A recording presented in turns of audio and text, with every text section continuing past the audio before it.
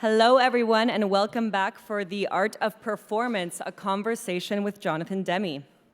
Jonathan Demme's many directorial credits include Caged Heart, Melvin and Howard, Swing Shift, Stop Making Sense, which screened at the festival, Something Wild, his film from 1986, which plays tomorrow in the festival at 12:30, Swimming to Cambodia, Married to the Mob, The Silence of the Lambs, which won 5 Academy Awards, including an award for Best Director, Philadelphia, Beloved, Neil Young, Heart of Gold, Rachel Getting Married, which also screened at the festival, A Master Builder, and Ricky and the Flash. His most recent film, JT and the Tennessee Kids, premieres tonight and also plays tomorrow at 3 p.m.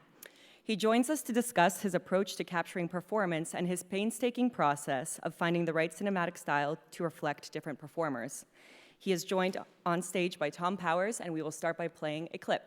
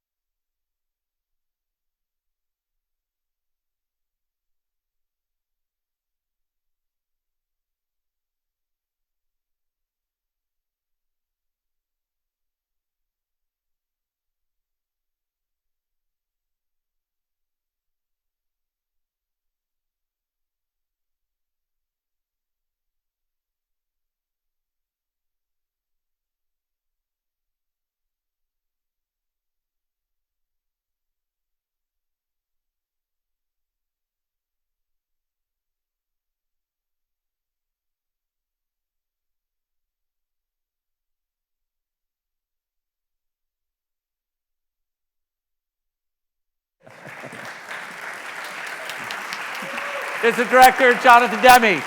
Hello. Come on. Thank you. Thank you so much. Gosh, thank you. Thanks. And actually, we can bring up house lights halfway so we can see these beautiful faces, or maybe we'll discover there's only those 4 people that we can see in the audience. Already, I'm so glad we're doing this. Thank you, everybody. We were staying backstage watching that clip with everyone else, and you were telling me a little story about it. Can we start there? Sure. So this is a film we made of the final performance of Justin Timberlake's Globetrotting 2020 tour. And we had it was in a huge room in Las Vegas, a huge venue, and we had 14 operated cameras that Declan Quinn, the director of photography, and I deployed over many pre-filming engagements, and I really came up with where we wanted the cameras to be. We had the opportunity to have 2 other free-floating cameras in the audience. Declan thought it'd be great to just have, I was hooked up and seeing what everybody was getting except for the free-floating people. And then there was also a cameraman who's like one of the greatest shooters of all time, young guy, Canadian, named Adam C.K. Volek, who I met through Neil Young when we did Neil Young Journeys. I've worked with Adam on a couple of different performance films since then. And I was like, because Adam has this extraordinary sense of, he knows where the music's going next. And he loves to make connections. He loves to tie in different of the performers. So I asked Justin, I said, look, would it be okay if we had one cameraman on stage with you? And Justin, who was great to work with, by the way, he says, well, yeah, 2 things. One, if he can stay out of our way, yes. And 2, if you put him in a really nice suit. So I'm not sure, I think Adam wound up with, like in a tux with tails or something. But the shot you just saw is I guess part of what we're going to wind up talking about here is collaboration and what I like to call collective invention. So Adam now has a free pass to do whatever he wants to do. I can't see what he's doing because he's not hooked up to a monitor. So anyway, it occurred to Adam that it might be a fascinating perspective leading up to Justin's appearance on stage to be down there in like the spaceship. So that shot runs, gosh, for almost as long as that clip was, for many, many minutes. So so that's how that happened. Also, Adam's from Toronto. He's going to be at the screening. Is anyone here going to be at the movie tonight? Oh, good. Good, thank you. And there's another screening tomorrow, which Dorota may mentioned, at 3 o'clock, The Princess of Wales. So that's another opportunity to see it. Yeah. So I'm trying to picture you during the concerts. You say you've got monitors. Do you have 14 monitors of all 14 cameras? Oh, yeah. Like, how do you even know where to look? How do you concentrate? It's a very exciting challenge. And, at that point, we, again, had seen the show so many times, and I had discussed with each camera operator in great detail, be ready for a certain thing. And we had a complete... Because you know what the moves are, you know what the song sequence is. Yeah. Like, how detailed are you plotting that out? Well, detailed on this level. We've got to have 2, this is me, we have to have 2 constant close-ups of Justin singing all these songs. And Declan goes, good, and let's have those close-up cameras on dollies so they're always in slight motion. That'll be very nice. I'm like, we're always going to have at least one full figure of Justin, head to toe, because there's a lot of dancing in this. We're going to need tie-in shots. Then that becomes our big thing. How can we best tie in different members of the band, Justin and others and others and others, so we can really, really present this notion of, like, this is a community of people up here making great music together. They love working together, and if you can vibe into that kind of connection, it's going to make you enjoy the piece more, I think. So, you know, you just kind of do that. And then you fight with the promoter of the concert. He goes like, you can't have that entire row for your dolly track. You know, the response is, I think we can because Justin Timberlake went out and got a lot of money to film this. And we have to do a really perfect job, so sorry, you know. And, you know, you dig your heels in. When you're my age, you really dig your heels in. You know, it's just like, you get haunted by stuff, you know. Right, you think you have 30 years of shots you missed. Huh? Yeah, yeah. Well, let me take this back. I should say that this is a real pleasure for me because it's a kind of warm-up having this conversation with Jonathan. For the next 6 weeks, starting on September 27th, in New York City, we're doing a retrospective of 6 of Jonathan's documentaries, started at IFC Center in New York City. So Jonathan and I are going to be talking every Tuesday. And we're going to start with Stop Making Sense, the iconic people know what I'm talking about. Thank you. Can I just say in response to that beautiful response, right time, right place syndrome. That was that band at that moment in time, and luckily, we got to film them. And as a footnote, they never played together again. That was it. They made one more album. They never toured again. So we kind of like, we got there just in time. Before that film, had you filmed music before? I mean, you had some bunch of fiction films under your belt, but was music new, or had you been working that before? Well, I had not done a performance film at all. I had, whenever possible, tried to get a live music component into a film. Like if you're going to have I'd write I was doing Roger Corman movies, so I'd write in a bar scene and say there's a crazy band playing there. And then we go to Fayetteville, Arkansas and find a band. And stuff like that, but no. The reason I... And did you do that because you love music and you just thought that would bring energy to a scene, or other reasons than that? I did it because of my obsession with music, and also because, I just felt it's commercial to have some cool music going on in your movie. As a moviegoer, I respond to that, and I just felt this is how we enrich a sequence, to have a strong band playing. So you're talking about right place, right time. Yeah, and what happened with the reason Stop Making Sense happened was that I went to a performance, I guess it was late in 1983, of the Talking Heads, a New York band. I'm a New York guy. I happened to be in California working and getting my ass kicked by Warner Brothers. And we go to this concert, and my reaction after and I knew the Heads, and I'd seen them play in Central Park and CBG because I knew the band, but I hadn't seen that tour. So as I knew them personally? No. Yeah. And as I watched that particular show, I was like, wow, this is really like a movie, just waiting to be filmed. Look at this lighting. Look at these characters David does. Look at this great band.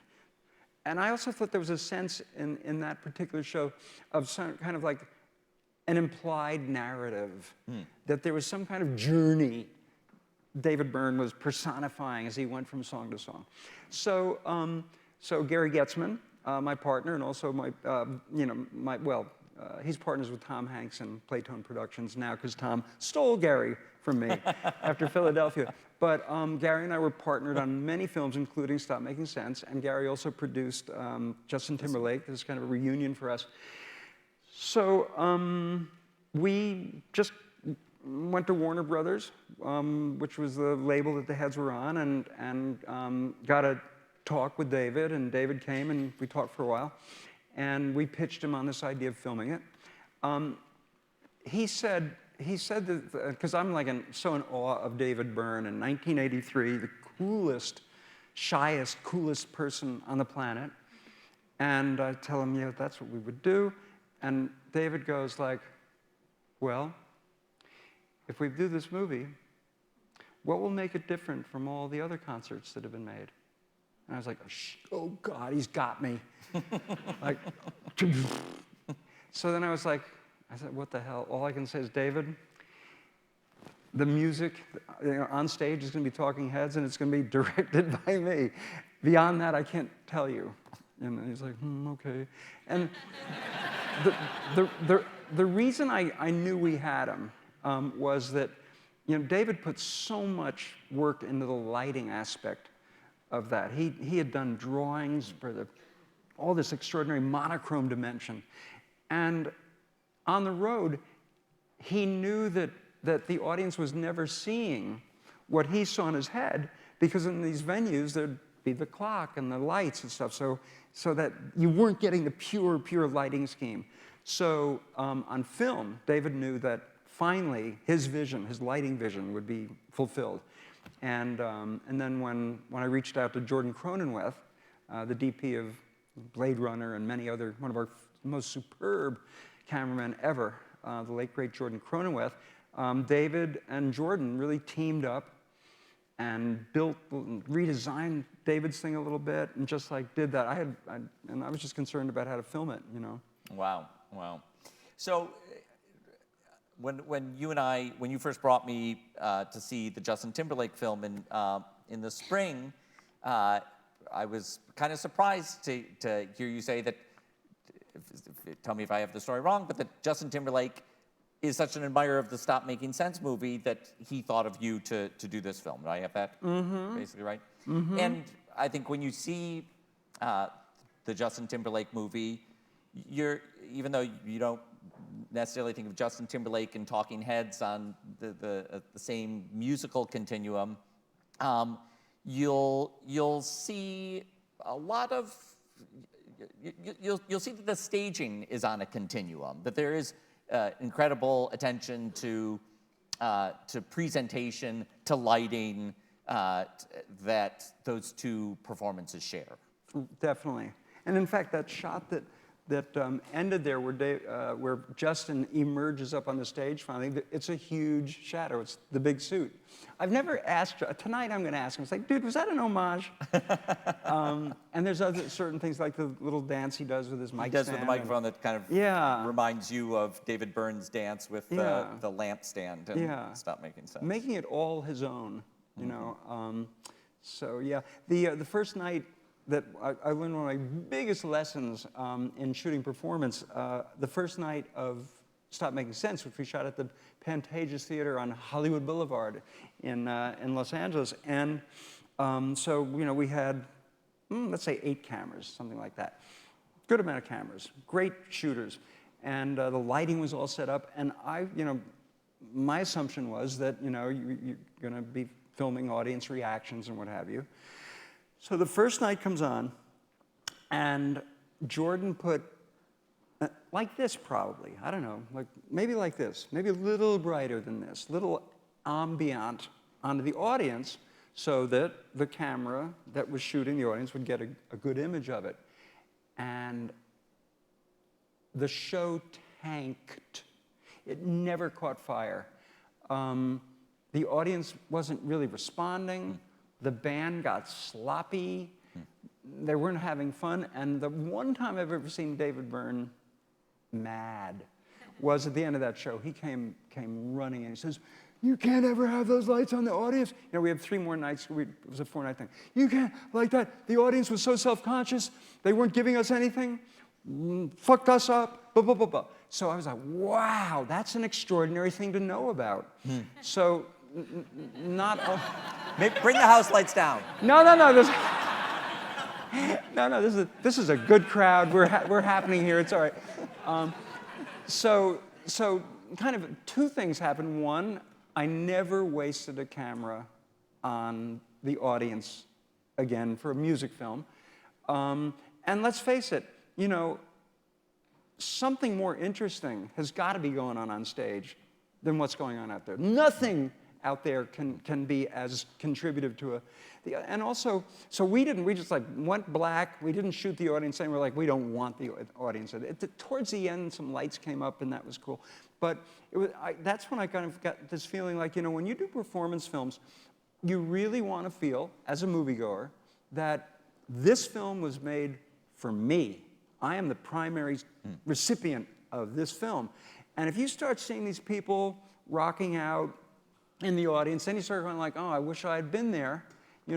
Look at that. Because, as hard as we try, and I think it's a great, noble, wonderful effort, I don't believe when it comes to music and even theater, I mean, it's so hard for film, for images on film and sound coming through speakers to compete with being in the room with real people playing real music or actors really acting in that room with you and the spit coming out. It's just like, wow. So we try to compete with that. We try to justify that we're going to take that live thing and rechannel it for movie audiences. So we have the benefit of being able to go in close and get different perspectives, become a roving best seat in the house. So it is the best. It's the best seat on stage, and in both Stop Making Sense and Justin Timberlake and so many of these other films. Well, it's yeah. So picking up though on what you just said about the audience, I'm going to take one tangent because I by and large agree with you that it's not that interesting to watch crowds. However, on Friday, we're showing this Rolling Stones concert documentary about the Rolling Stones touring Latin America. And I'm sure when people heard of that film, as I did when I heard of it, I thought, really, is there another Rolling Stones documentary to be made? But in this case, in Latin America, some of the most exciting things that are happening are in the crowds because you see, so the film culminates in Havana, where they've never appeared before. It's a free concert. And when you see the enthusiasm of those crowds, you feel what that band means. That's got to be amazing. You feel what the music means. Yeah. So. And Tom, that said, actually, Justin Timberlake plus the Tennessee Kids, the audience, you see the audience quite a bit. And so that becomes, in my work, the exception that makes the rule, because Justin has like this particular relationship with the audience. And the audience in this film became kind of a character. Oddly, I, who never like the film audiences, wind up with a new movie that has a lot of audience in it. I'm really thrilled by that dimension. Yeah. Keep learning, baby. So you've done 3 films with Neil Young. We've shown at least 2 of them here. How did that collaboration begin? Well, the slightly longer version or the medium version. The medium version. Okay. So we were making Philadelphia. We're in the cutting room in Philadelphia, and we didn't make Philadelphia to be seen by liberals and people who were already concerned about what was going on with AIDS and homophobia. We made that movie to be seen by people we wanted to reach and minds we wanted to change and hearts we wanted to affect. So, we're cutting the movie together, and I'm like, I've got such a great idea.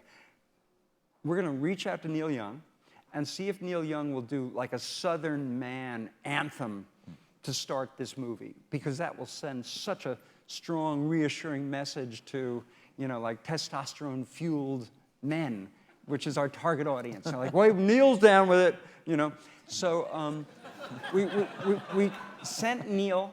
I called up his manager, the brilliant Elliot Roberts, and said, yeah, okay, send us a tape of the movie. Send it the movie. And Elliot calls back right away and says, like, Neil likes the film. He's wanted to make a statement about oh, and by the way, when I sent it to him, Southern Man was scoring the opening scene as a temp on it, just to show, So then, a week later, this audio cassette comes back, and it's Neil's song for Philadelphia. And I got in the car, which you always have to do to hear an important song in your life for the first time. You have to be driving around. So my wife and I got in the car, popped it in, and drive around, and here's this heartbreaking Philadelphia song by Neil. And yes, I'm crying by the end of it, but I'm also like, this will be great at the end, but we still need the thing up front. So then, I knew Bruce Springsteen. I had worked with him on a video, and I got in touch with the boss. I told him what I've just been telling you guys about the Neil Young thing. So I'm saying, so like, would you consider maybe like looking at the movie and seeing if you might give us a song, a rousing song to open the picture with? And he was like, yeah, send it over, you know. So Now, when you sent it to Springsteen, did it have Southern Man as the temp track? it still had Southern Man, absolutely. Oh yes, absolutely. I probably should no, but anyway, Could yes. put Born to Run, or yeah. And we put the Neil song at the end, which oh my God, just transformed the end of that movie, unbelievable. So send it off, and then I get a phone call a couple of days later. You know, Bruce is interested. He has an idea. He's going to send it to you. It's John Landau calling. So I was like, great. So then a new tape comes on, and we get in the car and slap it in, and it's this amazing song, Streets of Philadelphia. And I'm like, oh, this is so beautiful. But honey, it's not the route. And not the Joanne anthem. said to me, this is like so cool. And Joanne's not a movie person. Joanne's a painter and a sculptor and a various things. But she goes like, you know, it seems like these people trust your film more than you do. Why don't you just shut up about Southern Man? You've got these two great songs, so that's what happened. Wow. But I met Neil at... Thank you. So the next time Neil's on the East Coast, and we go to the concert, and it was amazing, and I met Neil for the first time after that. And we kind of developed a little bit of a dialogue, and I volunteered to do a video, and I wound up shooting like a 4-song piece live that's called the Complex Sessions, and we had a lot of fun working together on that. And then, then this is almost over, you guys. I hope this isn't taking too long. It's Canada, where they can listen to a Neil Young story. Okay. Okay. So good. So then I get this phone call, and it's Elliot. I'm here with Neil. He wants to talk to you. I get on the phone, and Neil goes like, "Oh, missing link is Greendale toured." So I saw Greendale at Madison Square Garden, and it blew my mind, and I thought it was like such a brilliant show. And afterwards, I was very effusive to Neil. I tend to get very excited and enthusiastic when I get turned on by something. So months later, 6 months later, I'm not quite sure it was, I get this phone call from Elliot. I got Neil here, and he goes on, he says, "Jonathan, I want to do a movie of Greendale. Would you like to direct it?" And I was like, oh my God. I was in pre-production on this controversial remake of Manchurian Candidate. So I was working, and I was just starting up. It was pre-production, and I had to say, thanks anyway, Neil, but I can't do that. Luckily, Neil made the film, which, have you all seen Greendale? No, not enough people. Oh my God, please watch it. It's extraordinary. It's an amazing film. It's like in many, many, many, many ways. So anyway, after I did Manchurian Candidate, that was for me the death of studio movies for me. I never wanted to do that again. It costs an enormous amount of money to make, colossal amount of money. It came in on budget, and it was a subject of tremendous disputes between the producer and the studio, and me and the movie were caught kind of in the middle of it. It turned out the way I wanted it to. I had final cut, and I never wanted to do that again. So I was like, you know what? I'm going on a long sabbatical. So I live in this little town on the Hudson River called Nyack. So I've got my little office in Nyack, and I just started like having this wonderful life, And about a year later, I found myself starting to itch to want to like shoot something. And I was like, I think I'm going to call up Neil Young and see what he's got going on. I had seen his Greendale by then, because they went ahead and shot it and stuff. It was great. So I was like, so Neil, da, da, da. And he said, listen, I'm just, finishing this album called Prairie Wind. And he told me he had had an aneurysm, and it could have been fatal, and he's written all these introspective songs. And he said, maybe we could do something with this new body of music. He said, I think it's one of the better things I've done in a long time. So I said, well, can I hear it? So he sent me the songs. And they were great. So anyway, we started talking on the phone. The songs were amazing. And it's like, well, maybe we should do it out on the Great Canadian Plains, and maybe we should do da-da-da-da. And then what happened through conversation was the idea that let's do it because let's turn this into kind of like a tribute to Nashville and to kind of certain kinds of music, which Neil loves so much and I love so much. So what it turned into was let's do a love letter to like the Grand Ole Opry style of presenting music to an audience, and that will be our film. So if that meant no staging, and this stuff hasn't toured, they just finished making the record. So that's what we decided, like everybody's gonna stand at their microphones. I worked with a wonderful painter on making two fabulous giant backdrops. And one thing or another, and we turned this, and then we chose the Ryman Auditorium, which is the church in Nashville of country music. It actually was a church before it became the Ryman Auditorium. So we filmed that on 2 nights, and that was so exciting because no one in the audience, the record hadn't come out yet. So we were actually debuting a new body of work by a major composer. And that's an entirely different vibe, right? I mean, when you're playing hits, you're getting one kind of audience reaction. Totally, totally. You have to trust that that the audience is going to love these songs as much as you do, right. And they're going to respond the way David Byrne pointed out they need to respond in order to feed the people on stage. And I was like, that was so exciting down there. And there was even a thing of like, I thought, wow, this must have been like, in centuries gone by, there'd be a new work by a composer. No one had ever heard it before. They came, and there it was. So we got to do that in Nashville. And after two nights, we had 2 great nights. And then the next morning, I woke up, and I was like, oh, God, we're not going to do that anymore? We put all that work into we rehearsed for weeks, down in Nashville, planning the camera shots. Just all kinds of, I was like, oh my God, it's over. And again, my wife, who was the sage in my life, was like, honey, you filmed it, so you can now go cut it, and you'll see it as much as you want forever and ever.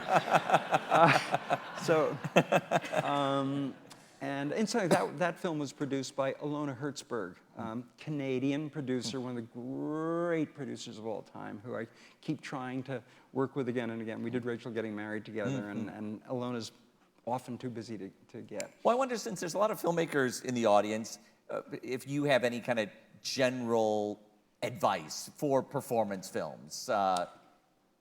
Yeah, I mean, I have evolved. I've touched on it a little bit, but a very, very simple formula. One is ignore the audience. Don't waste a shot on the audience. Number 2 is get as many cameras as you can.